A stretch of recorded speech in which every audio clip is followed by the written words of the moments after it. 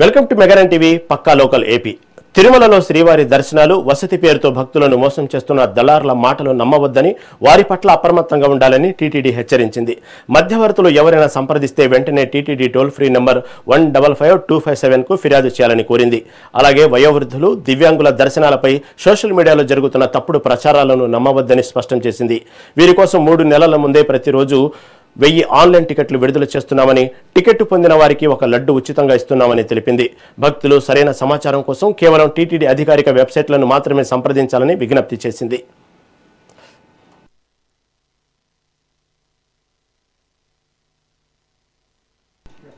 కూటమి ప్రభుత్వంపై Rayalaseema intellectual forum coordinator Purushottam Reddy విమర్శలు చేశారు.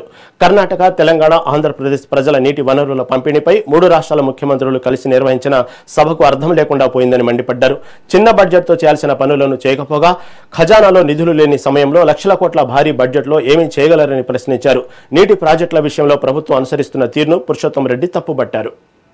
పరివాహక ప్రాంత రాష్ట్రాలు ఒకచోట కూర్చోవడం, తుంగభద్ర నది పరివాహక ప్రాంతంలో నీటి వినియోగానికి ఉన్నటువంటి సమస్యలు పరిష్కారానికి ఆయా రాష్ట్ర ప్రజలకు ప్రభుత్వాలు ఇచ్చే భరోసాగా ఈ సమావేశం జరగాలి. ఇట్లాంటి సమావేశాలు ఖచ్చితంగా సమస్య పరిష్కారానికి ఉపయోగపడతాయి. 3 రాష్ట్రాల ముఖ్యమంత్రులు కూడా హుందాగా మాట్లాడుకున్నారు. అంతవరకు ఏమీ అభ్యంతరం లేదు. ఇట్లాంటి సమావేశాల నుంచి ప్రధానంగా 2 అంశాలు ఆశిస్తాం. ఒకటి, ఆ డ్యామ్ పరిధిలో ఉన్నటువంటి ఆయా రాష్ట్రాలు తమ రాష్ట్ర ప్రజలకు తాము ఏమి చేయబోతామో, తమ ఇంట్రెస్ట్ ఏంటో తమ సమీపంలో ఉన్నటువంటి భాగస్వామ్య రాష్ట్రాలకి స్పష్టమైన సంకేతం ఇవ్వాలి. 2, రాష్ట్ర ప్రజలకు మన కమిట్మెంట్ ఏంటో చెప్పాలి. ఈ 2 అంశాల ఆధారంగా ఇట్లాంటి సమావేశాలు జరగాలి. వివాదాస్పద అంశాల గురించి ప్రస్తావించమని మేము కోరం.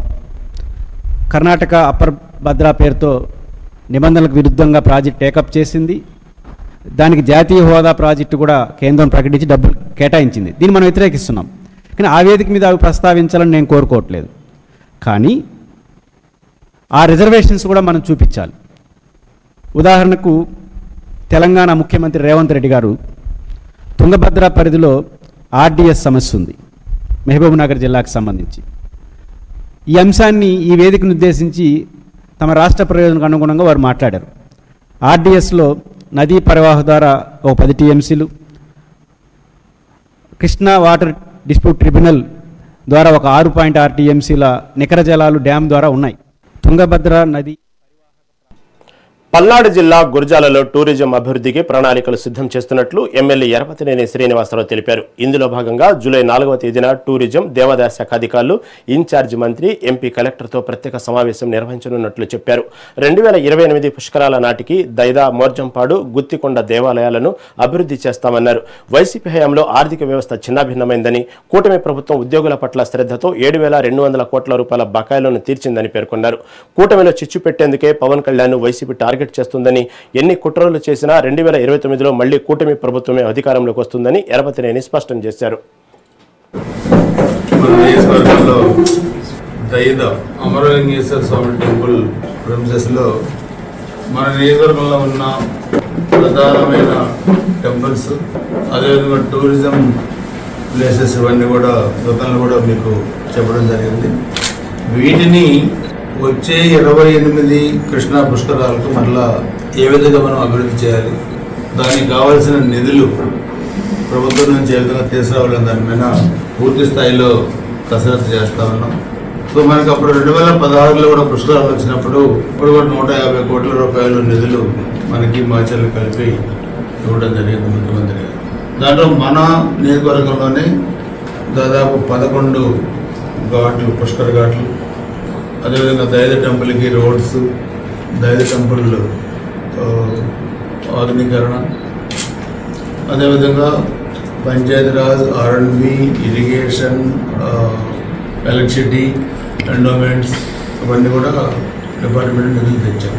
ఇప్పుడు 4వ తారీఖున మనకి టూరిజం మినిస్టర్ గారు దుర్గేష్ గారు, అదేవిధంగా ఎండోమెంట్ మినిస్టర్ గారు ఆన రామనారాయణ రెడ్డి గారు, అండ్ ఇన్ఛార్జ్ మంత్రి గారు పల్నాడు కొద్దిపాటి కుమార్ గారు, మన పార్లమెంట్ సభ్యులు లావు శ్రీకృష్ణదేవరాయలు గారు, మన జిల్లా కలెక్టర్ మేడం రుతుగా శుక్లా గారు, అదేవిధంగా డిఎఫ్ఓ గారు, ఇతర ప్రజాప్రతినిధులు, అధికారులు. సో దీనికి కన్సర్న్ ఎవరు ఉంటారో వాళ్ళందరినీ కూడా ఆ రోజు పిలవడం జరిగింది. అక్కడ దైదలో మార్నింగ్ 11:30కి అక్కడ మీటింగ్ కూడా పెట్టాం. దీని ప్రధాన ఉద్దేశం మన నియోజకవర్గంలో ఉన్న అన్ని టెంపుల్స్, ఉదాహరణకు మీరు దైద తీసుకుంటే అది ఒక గుహలో కేవ్లో ఉంది. దాని 16లో మనం బయట ప్రపంచానికి తెలియజేసాం. ఇప్పుడు ఎక్కువ తెలంగాణ నుంచి కూడా భక్తులు వస్తున్నారు. జూలై 4వ తారీఖున మన నియోజకవర్గంలో దైద నంద్యాల జిల్లా బనగానపల్లె పట్టణంలో మొహరం వేడుకలు శోకతప్త హృదయాల మధ్య సంప్రదాయబద్ధంగా ముగిశాయి. కర్బలా యుద్ధంలో అమరులైన ఇమాం హుస్సేన్ ఆయన కుటుంబ సభ్యులను స్మరిస్తూ నవాబు వంశీయుల వారసులు మీర్ ఫజుల్ అలీ ఖాన్ కుటుంబం, షియా ముస్లింలు దొరకోట పీర్ల వద్ద ప్రత్యేక ప్రార్థనలు చేశారు. అనంతరం ప్రారంభమైన ఊరేగింపులో షియా ముస్లింలు బ్లేడులు, కత్తులతో ఎదలపై తలలపై కొట్టుకుంటూ విషాద గీతాలతో మాతం నిర్వహించడంతో పురవీధులు రక్తసిక్తమయ్యాయి. మొత్తం 40 మంది పీర్లు జుర్రేరు వాగుకు చేరుకొని అక్కడ శుద్ధి కార్యక్రమాలతో ఉత్సవాలు ముగిశాయి. హైదరాబాద్ తర్వాత ఆంధ్రప్రదేశ్లోనే బనగానపల్లె మొహరం ఉత్సవాలు 2వ స్థానంలో నిలవడంతో వేలాది మంది జనం ఈ విషాద వేడుకలను తిలకించారు.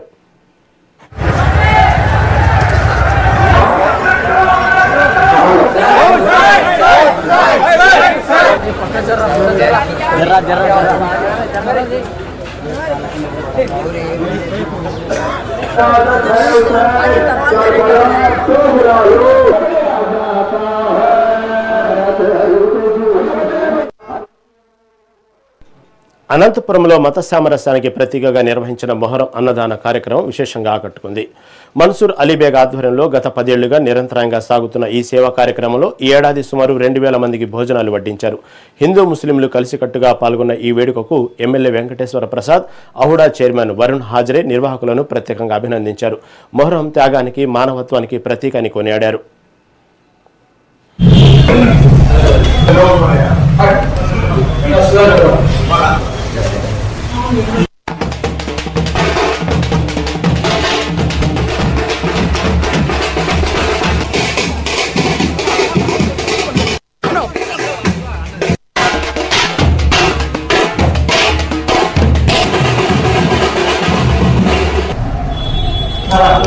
మొహరం సందర్భంగా అనంతపురం అర్బన్ నియోజకవర్గంలో ఓల్డ్ టౌన్లో దర్గాని మా సోదరుడు ఆహ్వానం మేరకు, మన్సూర్ ఆహ్వానం మేరకు ఈరోజు ఇక్కడ రావడం జరిగింది. మా సోదరు ముఖ్యంగా ఈ మొహరం వేడుకని హిందూ ముస్లిం సోదరులు కలిపి చేసుకునే వేడుక. హిందూ ముస్లిం బాయి బాయి అని సొసైటీకి ఒక మెసేజ్ పంపించే వేడుక. ముఖ్యంగా అనంతపురం అర్బన్ నియోజకవర్గంలో మా ముస్లిం సోదరులందరూ ప్రతి పండగకి, రంజాన్ అయితేమి, బక్రీద్ అయితేమి, తర్వాత మొహరం అయితేమి, ప్రతి పండగకి నేను మా ముస్లిం సోదరులు ఇంటికి రావడం జరుగుతుంది. ముఖ్యంగా మా అన్న సాలార్ బాషా గారు, మాజీ జిల్లా తెలుగుదేశం అధ్యక్షులు సాలార్ బాషా గారి ఆధ్వర్యంలో ఇక్కడ ఓల్డ్ టౌన్లో చాలా ఘనంగా ఈ మొహరం వేడుకలు జరుపుకోవడం జరుగుతోంది. ముఖ్యంగా మా తెలుగుదేశం ప్రభుత్వం, మా ముఖ్యమంత్రి నారా చంద్రబాబు నాయుడు గారు అయితేమి, అలాగే మా యువనాయకుడు, భవిష్యత్ నాయకుడు, ఐటీ శాఖ మంత్రులు, విద్యాశాఖ మంత్రి నారా లోకేష్ గారు అయితేమి ముస్లింలు అంటేనే ఒక ప్రత్యేకమైన అభిమానం. మా తెలుగుదేశం ప్రభుత్వం గతంలో ఉండే బకాయిలు ఏవైతే ఉన్నాయో ఆ బకాయిలు కానీ మా ముఖ్యమంత్రి నారా చంద్రబాబు నాయుడు గారు ఇమాములకు కానీ మౌజములకు కానీ ఉండే బకాయిలు రిలీజ్ చేసిన ఘనత కానీ మా తెలుగుదేశం ప్రభుత్వం అని చెప్పేసి తెలియజేస్తాను. ఎలక్షన్లో కానీ ఇప్పుడు కానీ వాళ్ళు తిరిగి మా బాధలు తెలుసుకొని ఈరోజు మా జిల్లా పార్టీలో కూడా ముస్లింలకి స్థలాలు కేటాయించాలా, గవర్నమెంట్ పరంగా ఇల్లు కట్టియాలని చెప్పి తీర్మానం చేసి ఇచ్చినందుకు కూడా అతనికి మా అందరి తరఫున ధన్యవాదాలు తెలుపుకుంటాను. అంతేకాకుండా 6,783 కోట్ల రూపాయలు ఇతని కమిటీలో చేరిన విధంగా అసెంబ్లీలో ఏముంటే బాగుంటుందని చెప్పి అందరి మైనార్టీ సాధుబాధాలు చూసి ఆ రోజు ఫండ్ కేటాయించడం జరిగింది. ఎందుకు జరిగిందంటే మన ఫారూక్ గారు మంత్రి గారితో, వారితో, లోకేష్ గారితో ఉండే చనువుతో ఇది చూసిన చొరవకి ఈరోజు ఆంధ్రప్రదేశ్లో ఉండే ముస్లింలందరూ కూడా దాంతో లబ్ధి పొందుతాను. అనంతపూర్లో మనకి ఎటువంటి ప్రాబ్లం ఉంటే కూడా ఇప్పటికే మ్యాక్సిమం 80% రోడ్లు కానీ డ్రైనేజ్లు కానీ అంతా కంప్లీట్ చేసిన ఘనత ఫస్ట్ టైం ఎమ్మెల్యేకి మేము దగ్గుబాటి ప్రస్తావన చూస్తున్నాము. తిరుమలలో ఇవాళ పలువురు ప్రముఖులు శ్రీవారిని దర్శించుకుని ప్రత్యేక పూజలు నిర్వహించారు. ఆలయ సంప్రదాయాల ప్రకారం టీటీడీ అధికారులు వారికి ఘనంగా స్వాగతం పలికి దర్శన ఏర్పాట్లు చేసుకున్నారు. స్వామివారిని దర్శించుకున్న వారిలో సుప్రీంకోర్టు న్యాయమూర్తి అరవింద్ కుమార్, ఏపీ హైకోర్టు న్యాయమూర్తి తుహిన్ కుమార్ గేదెల, AP DGP Harish Kumar Gupta, Rajampet MP PV Mithun రెడ్డితో పాటు మహారాష్ట్రకు చెందిన ఎంపీలు ఓం ప్రకాష్ బహార్, శ్రీకాంత్ ఏకనాథ్ షిండే, శ్రీరామ్ అక్బాబర్నే ఉన్నారు. దర్శనం అనంతరం రంగనాయకుల మండపంలో వేద పండితులు వీరికి వేదాశీర్వచనం అందించగా అధికారులు తీర్థ ప్రసాదాలు అందజేశారు.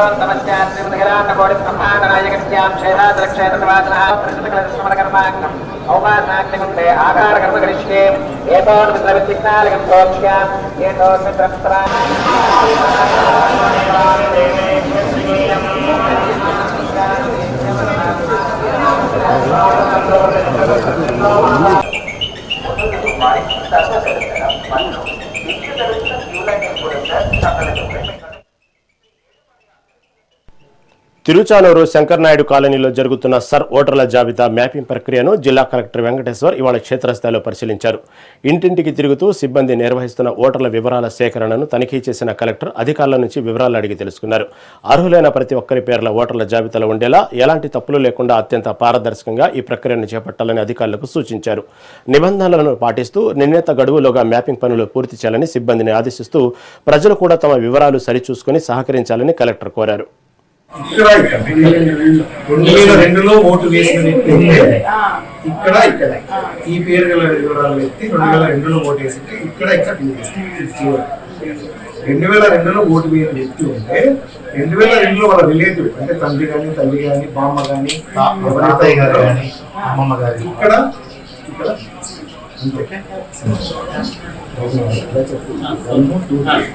ఇక్కడ వేసిన ఇక్కడ ఉన్న వాళ్ళు 2002లో ఓటు వేసింటే ఈ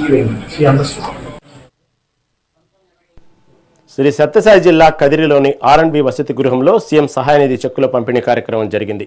22 మంది లబ్ధిదారులకు ఎమ్మెల్యే కందికుంట వెంకటప్రసాద్ చెక్కులను అందజేశారు. గత 2 ఏళ్ల కాలంలో కదిరి వ్యాప్తంగా 594 మందికి సీఎం సహాయనిధి అందినట్లు ఎమ్మెల్యే తెలిపారు. ఆర్థిక అనారోగ్య ఇబ్బందుల్లో ఉన్న పేదలకు ఈ నిధి కొండంత అండగా నిలుస్తుందన్నారు. 22 మందికి 18,55,509 రూపాయలు డబ్బులు అందజేయడం జరిగింది. ఇప్పటి వరకు 594 మందికి గడిచిన 2 సంవత్సరాల కాలం 5,08,37,998 రూపాయలు నియోజకవర్గంలో ఉన్నటువంటి వారికి అందజేయడం జరిగింది. అంతేకాకుండా ఈ రోజున గొడ్డల పార్టీ వాళ్ళకు మళ్ళీ చెప్తాను, గొడ్డల పార్టీని ఎందుకంటానంటే వెంటనే గుర్తుపడతారు. అందరూ మాకు సలహాలు ఇస్తూ ఉన్నారు, హుందాగా రాజకీయాలు చేయాలని, సభ్యతగా మాట్లాడాలని, కాలి కోటి కూడా తరం కామని చెప్పి, స్థాయి లేదని చెప్పి గతంలో కూడా మీకు సమాధానం ఇచ్చిన. మాకు నిజంగానే స్థాయి లేదబ్బా, మా నాయన ముఖ్యమంత్రి కాదు, మా తాత సర్పంచ్ కాదు, కష్టపడి పైకి వచ్చినాం.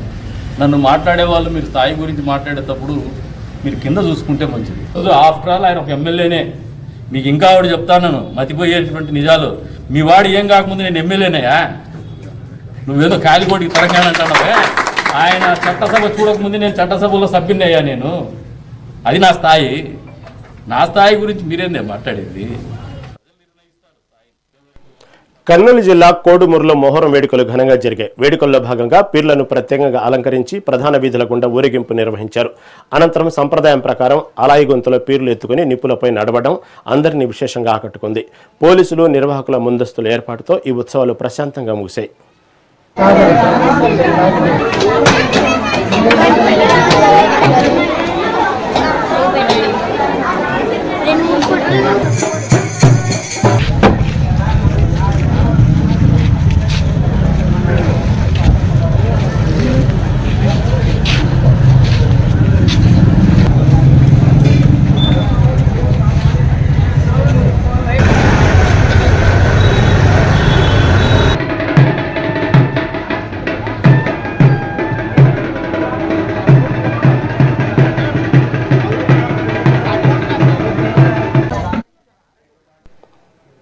కృష్ణా జిల్లా పెనమలూరు నియోజకవర్గంలో జెండా దిమ్మే విషయమై టీడీపీ, వైసీపీ మధ్య వివాదం మొదలై తీవ్ర ఉద్రిక్తతకు దారితీసింది. పెనమలూరులో ప్రజలను స్థానిక ఎమ్మెల్యేనే స్వయంగా రెచ్చగొడుతున్నారని నియోజకవర్గ వైసీపీ ఇన్ఛార్జి చక్రవర్తి తీవ్ర ఆగ్రహం వ్యక్తం చేశారు. నియోజకవర్గంలో జరుగుతున్న ఎమ్మెల్యే అవినీతిని తాము ప్రశ్నిస్తుంటే తట్టుకోలేక తమపై దాడులకు దిగుతున్నారని ఆయన ఆరోపించారు. పెనమలూరులో నెలకొన్న తాజా పరిస్థితులు, దాడుల వ్యవహారంపై వైసీపీ ఇన్ఛార్జి చక్రవర్తితో మా input Narendra face to face. Krishna జిల్లా పెనమలూరు నియోజకవర్గంలో ఒక జెండా దిమ్మ కోసం ఉద్రిక్త పరిస్థితులు నెలకొన్నాయి. అయితే దీనికి సంబంధించి నిన్న వైఎస్ఆర్ కాంగ్రెస్ పార్టీ ఇన్ఛార్జి చక్రవర్తిని పోలీసులు అదుపులోకి తీసుకున్నారు. ఇక్కడ పరిస్థితులను కూడా చక్కదిద్దడం జరిగింది. అయితే అసలు ఏం జరిగింది ఏంటనేది కూడా చక్రవర్తిని అడిగి మనం తెలుసుకునేటువంటి ప్రయత్నం చేద్దాం. సార్ చెప్పండి, ముఖ్యంగా ఏదైతే తెలుగుదేశం పార్టీకి సంబంధించినటువంటి జెండా దిమ్మను మీరు కూల్చారు అనేది పెద్ద ఎత్తున జరుగుతున్నటువంటి చర్చ. అసలు అది ఒక విచిత్రమైన వాదన. అక్కడ ఆ కమిటీ అని మా తాతగారు సుదీర్ఘంగా ఆయన సర్పంచ్గా వ్యవహరించి అక్కడ సుమారు ఒక 18 ఎకరాల పైచీలకు అనుకుంటా, నాకు ఇఫ్ ఐఎమ్ కరెక్ట్, ఆయన పంచారు. వాళ్ళు అక్కడ ఆయన విగ్రహం ఆయన మరణించినప్పుడు 2008లో నెలకొల్పుకున్నారు. వాళ్ళు కమిటీగా అన్ని పార్టీల్లో, ఎందుకంటే మా తాతగారు సిపిఐలో పనిచేశారు, సిపిఎంలో పనిచేశారు, తెలుగుదేశంలో పనిచేశారు. ఆయన పరమనించే టైంకి మేము తెలుగుదేశంలో కొనసాగినటువంటి పరిస్థితి. సో అక్కడ ఉన్నటువంటి వాళ్ళు 3-4 పార్టీల్లో వాళ్ళు కూడా అందరూ ఉన్నారు కమిటీలో. వాళ్ళు ఆయనకు శిష్యులు అందరూ ఉన్నారు. ఎందుకంటే బోయిన కొండా గారని ఆయన ప్రస్తుతానికి ఆయన ప్రజారాజ్య జనసేనలో కొనసాగుతున్నారు ఆయన నాయకుడిగా. ఆయన మా తాతగారికి అత్యంత ఇష్టపాత్రుడు. మా తాతగారు మరణించిన కాలంలో అతను పాడి మోసి ఆయన దహన సంస్కారాల్లో పూర్తి స్థాయిలో పాల్గొన్నటువంటి వ్యక్తి అతను. ఆయన ఈ నిర్మాణ బాధ్యతలు ఆయన చేతి మీద భూస్కంధాల మీద నిర్వహించారు. అక్కడ అది ఏమీ లేనటువంటి సంఘటన. మీరు కావాలంటే గమనించండి, ఇక్కడ జరిగింది, వీళ్ళు ఇక్కడ కట్టారు. ఇక్కడ దీనిపైన అసలు 2008 నుంచి ఇవాళ 26 వరకు కూడా ఏ రోజు కూడా అక్కడ కనీసం దానికి జెండా రాడ్ కూడా లేదు. నేను చెప్పడం కాదు, ఎవరినైనా అడగండి. ఈయన శాసనసభ్యుడిగా రెండు పర్యాయాలు, రెండోసారి ఒకసారి ప్రతిపక్షంగా ఉన్నాడు. మరి ఆయన ఏమన్నా అక్కడ ఎగరేసాడా? మేము ఆయన ప్రశ్నలు లేవనెత్తి ఈ జోనల్ డెవలప్మెంట్ ప్లాన్లో ఆర్డీపీలు, రోడ్ డెవలప్మెంట్ ప్లాన్ ప్రకారం నడవకుండా మీ ఇష్టానుసారం జరుగుతుందని మేము ప్రశ్నించినటువంటి కారణం చేత అతను ఈ నినాదాన్ని ఎత్తుకున్నాడు. ఆయన 1.5 కోటి నిధులు సుమారు మేము పిటిషన్లు పెట్టాం, అన్యాక్రాంతమైన అని చెప్పాం. ఈ అన్యాక్రాంతమైనటువంటి నిధుల్ని దారి మళ్లించి ఆయన ఊరికే టాపిక్ డైవర్షన్ కోసం ఇది ఎత్తుకున్నాడు. దీని మీద కంప్లైంట్ ఎవరు ఇచ్చారు? ఒక సస్పెక్ట్ రౌడీ షీటర్. ఒక సస్పెక్ట్ రౌడీ షీటర్ ఇస్తే నువ్వు వాళ్ళని నమ్మి నువ్వు అక్కడి నుంచి ఒక శాసనసభ్యుడిగా ఒక పర్యాయం పనిచేసి నువ్వు ఇక్కడికి వచ్చి పిల్ల శాస్త్రాలు చేయకపోతే ఏమైంది? హుందాగా పోలీసు వారిని కనుక్కుని పోలీసు వారిని వాళ్ళని కనుసన్నల్లో వాళ్ళందరినీ ఇరు వర్గాలను పిలిచి మీరు ఎందుకు కౌన్సిలింగ్ చేయలేకపోయారు? మేము అసలు విపరీతమైన కౌన్సిలింగ్లు చేస్తాం, మాది పెద్ద పోలీస్ డిపార్ట్మెంట్ విపరీతంగా పనిచేస్తుందని చెప్పారు కదా, మీరు ఎందుకు వాళ్ళ టైం ఇవ్వాలా? మీరు ఎందుకు రౌడీలాగా వ్యవహరించారు? ఆ పరిస్థితి మీరు ఎందుకు నెలకొల్ంది? సార్, నిన్న ఏదైతే పోరంగి సెంటర్లో మీరు వస్తూ కారు దిగి అక్కడంతా హడావుడి చేసినట్లు కూడా వాళ్ళంతా కూడా మాట్లాడుతున్నారు. అసలు ఎందుకు మీరు కారు దిగాల్సి వచ్చింది? ఏం జరిగింది అక్కడ? ఇప్పుడు కారు డ్రైవరు, నేను కారు డ్రైవర్ని పెనమలూరులో మారాడు. నేను తీరా చూసేపాటికి ఈ డ్రైవరు, ఇటు పక్కన ఉన్న డ్రైవరు ఎవరో కూడా నాకు తెలియదు, ఎటు తీసుకెళ్తున్నాడో కూడా తెలియలే. నేను అతను అట్టగాయించి నువ్వెవరు అని చెప్పి ఆగిన సందర్భంలో మేము కింద దిగిన వెంటనే పోలీసు వాళ్ళు నన్ను లిఫ్ట్ చేసి లోపలికి వేశారు. అది ఎవరర్థం? తర్వాత చెప్పారు పోలీస్ డిపార్ట్మెంట్ వాళ్ళు నా కారుని డ్రైవర్ ఆధీనంలో తీసుకుని వాళ్ళ డ్రైవర్ని దాంట్లో పెట్టారు అనేది అప్పుడు తెలుసుకున్నాను. అంతేగాని ఇప్పుడు ఒకవేళ వాళ్ళు చెప్పిందే నిజమని కాసేపు అనుకుందాం, నేను వస్తున్నా, అసలు మీకేం సంబంధం పవరింగ్ సెంటర్లో? మీకేం సంబంధం అని అక్కడ రౌడీలు గుండాల్లాగా మీరు ఎందుకు అలా వ్యవహరించారు? వ్యవహరించాల్సిన అవసరం ఏంటి? నేను వెళ్ళడం తప్ప, నేను ఆగడం తప్ప? ఒక పౌరుడిగా రోడ్డు మీద ఆగితే తప్పు వస్తుందా? నువ్వు వీళ్ళందరినీ ఎందుకని పోగేసుకుని రాళ్ళు రప్పలు మారణాయుధాలు ఎత్తుకుని నువ్వు ఎందుకు వ్యవహరించావు? ఎందుకు దాడి చేయాలని ఆలోచన వచ్చింది నీకు? రౌడీలాగా ఎందుకు వ్యవహరించావు? నువ్వు రౌడీవా, నేను రౌడీనా? ఈ ప్రజాస్వామ్యంలో నడిచేటువంటి హక్కు, తిరిగేటువంటి హక్కు ఎవరికి లేదా? మేమేమన్నా ఈ మున్సిపాలిటీలోకి రావాలంటే పాస్పోర్టు వీసా తీసుకుని రావాలా? ఎంతకాలం భయపడతావు? మాట మాట్లాడితే చంపేస్తాం అని చెప్తున్నావు. అందరితో ఆడాలతో తిట్టిస్తున్నావు, ఆడాలతో చంపేపిస్తున్నావు, గొడ్లోడ తీస్తానన్నా. ఎప్పుడు ready, always ready, any time ready. ఏం ప్రాణం గురించి భయపడేది ఏం లేదు. నీకు ఏది కావాలంటే చేసుకో. నువ్వు అనేక సందర్భాల్లో చెప్తున్నావు నిన్ను చంపేస్తాం అన్నావు. మొన్న ఈ మధ్య ప్రెస్ మీట్లో కూడా ఆడాలన్నారు చంపేస్తామని. చంపండి, ఏం చేస్తారు? ఒకటైతే రెండు అవుతాయి. నేను ఎప్పుడు నా ద్వారాలు ఎప్పుడు తెరిచే ఉంటాయి. మీరు అంత కష్టపడవసరంలా, నా రోడ్డు నా కోసం అంత ఏం కాపుగా అవసరంలా. నేను ఎప్పుడు కానూరు అనే గ్రామంలో మా ఇంటికాడ ఎప్పుడు ఉంటా అందుబాటులోనే. నీకు అంత కష్టం వద్దు, నా కోసం నువ్వు అంత ఎత్తుక్కోవద్దు. ఇది మొత్తంగా చూసుకున్నట్టే ఏదైతే పెనమలూరు నియోజకవర్గంలో నిన్నటి నుంచి కూడా పెద్ద ఎత్తున ఉద్రిక్త పరిస్థితులు ఉన్నాయి. అయితే మొదటి నుంచి కూడా మేమంతా కూడా శాంతియుతంగా ముందుకు వెళ్తున్నాం, కావాలనే ప్రస్తుత ఎమ్మెల్యే రెచ్చగొట్టే విధంగా వ్యవహరిస్తున్నారంటూ కూడా వైఎస్ఆర్ కాంగ్రెస్ పార్టీ ఇన్ఛార్జి చక్రవర్తి చెప్తూ ఉన్నారు. ఏదేమైనప్పటికీ ఇక్కడ ఈ జెండా దిమ్మ కోసం జరిగినటువంటి ఇష్యూ పెద్ద ఎత్తున చర్చ జరుగుతూ ఉంది. నెల్లూరు బారా షహీద్ దర్గాలో రొట్టెల పండుగ ఘనంగా ప్రారంభమైంది. దేశ విదేశాల నుంచి భక్తులు తరలి వస్తుండటంతో మంత్రి Narayana, MP Magunta, collector, SP తదితర అధికార యంత్రాంగంతో కలిసి ఏర్పాట్లను పరిశీలించారు. స్వర్ణాల చెరువులో మంత్రి నారాయణ రొట్టెలు మార్చుకుని దర్గాలో ప్రత్యేక ప్రార్థనలు చేశారు. 2014-19లో సీఎం చంద్రబాబు ఈ ఉత్సవాన్ని రాష్ట్ర పండుగగా ప్రకటించారని, ఈ దర్గాను టూరిజం హబ్గా తీర్చిదిద్దుతున్నామని మంత్రి తెలిపారు. భక్తుల రక్షణ కోసం సీసీ కెమెరాలు, డ్రోన్లతో నిఘా ఏర్పాటు చేసినట్లు వక్ఫ్ బోర్డు చైర్మన్ అజీజ్ పేర్కొన్నారు.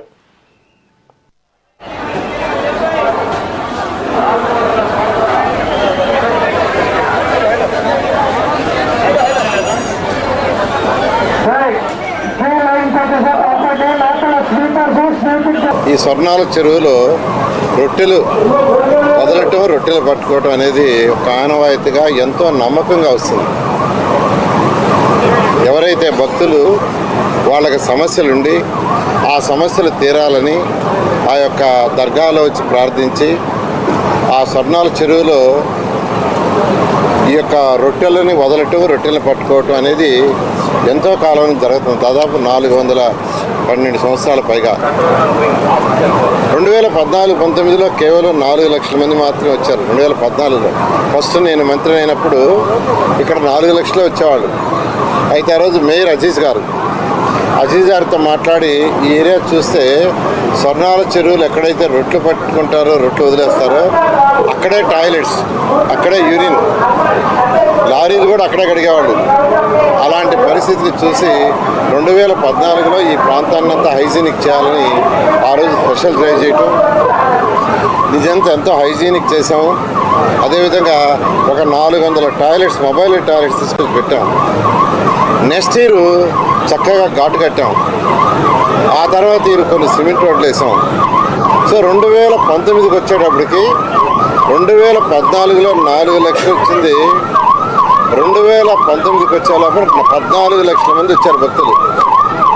దానికి కారణం ఏంటంటే 2015లోనే పెరిగారు.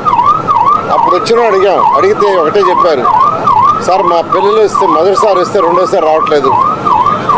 ఎందుకు రాలేదంటే ఇక్కడ ఉన్న నాన్ హైజీనిక్ పరిస్థితులు. ఈ స్వర్ణాల చెరువులో రొట్టెల పండగ భారతదేశంలోనే మతాలకి, కులాలకి అతీతంగా ఫెస్టివల్ ఆఫ్ యూనిటీ. ప్రపంచంలో మతాలు, కులాల మధ్యలో ఘర్షణలు జరిగే పరిస్థితుల్లో ఈరోజు నెల్లూరు జిల్లాలో ఉండే ఈ బారా షాహీద్ దర్గా ఒక మత సామరస్యానికి ప్రతీక. ఈ పండగ గత 400 సంవత్సరాల నుంచి ఇక్కడ జరుగుతుంది. అయితే 2014కు ముందు ఒక విధంగా, 2014 తర్వాత ఇది ఇంకో విధంగా జరిగింది. 2014లో తెలుగుదేశం ప్రభుత్వం వచ్చినప్పుడు మంత్రి నారాయణ గారు ఆ రోజు మున్సిపల్ శాఖ మంత్రి. ఈ నెల్లూరు నగరానికి ఆ రోజు నేను మేయర్. ఈ రొట్టెల పండక్కి మేము వచ్చి చూసినప్పుడు ఇక్కడ ఏదైతే స్వర్ణాల చెరువు ఉందో దాంట్లో అంబులెన్సులు, లారీలు, బస్సులు కడుక్కుంటూనే ఉన్నారు. బారా షాహిద్ దర్గా అంటే ఎంతో ప్రియం మాకు కూడా. ప్రత్యేకంగా నా కొరకనంటే నేను ఎప్పుడు కూడా చిన్నప్పటి నుంచి కొంచెం ముస్లిం కుటుంబాలతో కూడా కలిసిమెలిసి ఉన్నవాడిని కాబట్టి ప్రతిరోజు నేను బయటకు వచ్చేటప్పుడు ఒకటి రాస్తా. ఎస్ఆర్ అంటే శ్రీరామ్, ఎస్ఆర్ ఎస్ఎంకేట్ సయ్యద్ ముదీం షా వల్ ఖాద్రి అనేది పూర్తిగా కూడా